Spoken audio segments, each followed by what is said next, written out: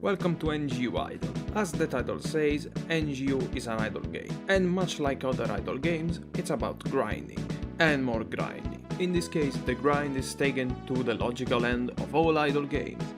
NGU stands for numbers go up, and that's all the game really asks from you, to make them grow in size.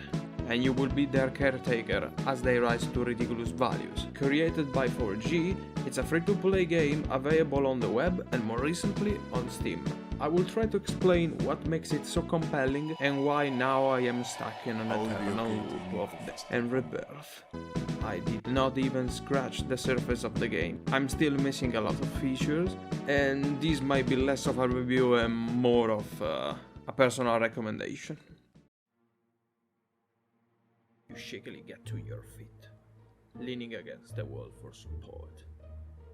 You have to build up your strength somehow. From the corner of your eye, you spot a small piece of fluff. What? You were expecting a plot in an idle game?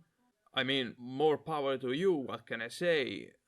Anyway, story basically boils down to move here, meet this, apply some murder, rise thy number. The best part of it is seeing what awaits behind the code, because this game has it all. We have small rats, bigger rats, goblins, trolls, skeletons, a man farting his way into the cloud, a stop sign, another stop sign, Rick Sanchez. The best part of all of this, they are all drawn in glorious MS Paint fashion, both horrid and splendid, giving you an excuse to continue playing. However, to face most of these bosses, we need to make our numbers go up. How do we make our numbers go up? Pretty simple. On the top left, we have an energy bar. We can invest this energy into the basic training menu to make our attack and defense numbers go up, after which we can attempt to fight a boss. If we can still beat it, it's back on waiting for the numbers to go up. After a set amount of levels in a skill, you will unlock new skills in which you can invest other energy points, and so on.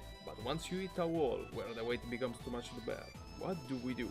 Pretty simple, we rebirth. By using the rebirth, our character goes back to square one, but our total number gets multiplied. So, the more you do it, the more it becomes a temporary setback, the more you prog. The more levels you have in a basic training skill, the less energy your skill will take to cap when you rebirth. The more boss you can defeat, the more the numbers will go up, netting you XP points that you can invest into various things, like higher energy cap, or energy buzz going on simultaneously, or to boost our stats. Outside of the normal rebirth, you can even start challenges. These varies in difficulty and usually are really worth doing. Completing them multiple times nets you some really good permanent buffs and new skills.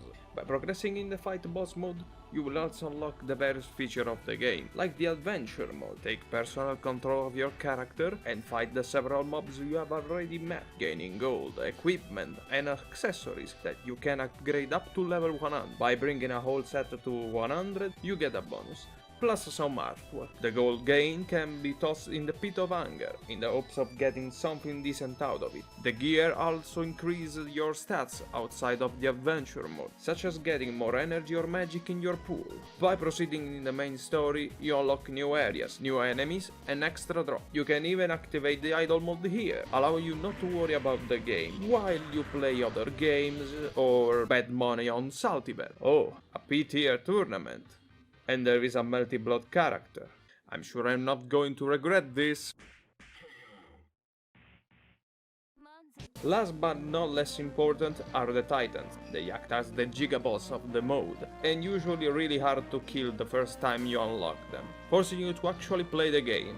It's not over, because there is also magic, augmentation, advanced training, Much like energy, magic has its own bar. Its main use is in the blood magic tab. Here you can spend it in conjunction with gold on several rituals to gain blood. The blood then can be used to cast magic. These range from increasing your rebirth multiplier to giving you permanent stat boost in adventure mode. Following right before magic in the tab, we have the augmentation. Slap some energy in, pay some gold, and you have multiplied your attack and defense. The advanced training is even more straightforward. Simply dump some energy in and boom, now you have increased your stats in adventure mode. Like magic, augs will require money, a lot of money. Luckily, comes in another feature, the time machine. This utilizes gold, energy and magic to level up and will create a secure time loop, producing gold based on the highest gold drop you got in adventure mode, allowing you to keep feeding this insane cycle of augmentation, magic and space-time fuckery.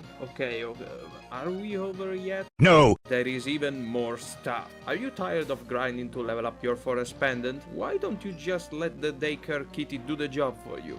Remember what I say about titans and later dungeons in adventure mode? You can get some nice loot from them, like this angry kid that makes you enter the item pod. A special dungeon made of several floors where you can fight those who have spent $60 on this game to gain PP that you can spend on perks. You can get a seed to grow the Yggdrasil. And you can spend energy into fruits that can be eaten for various buffs, like gaining gold or boosting the attack and defense, or they can be harvested for seeds. Okay. This game seems a little bit grind. I bet there is something going on with the shop, right?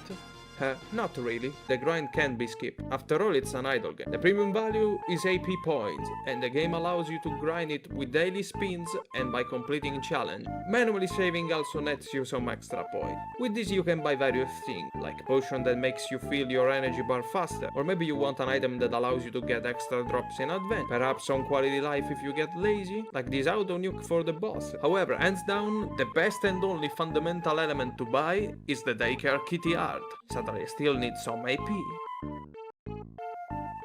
But you will be mine. In the end, NGUIdle is more of a gestional game than an idle. You spend most of your time managing, distributing, and redistributing your resources. The idle part comes later in a rebirth.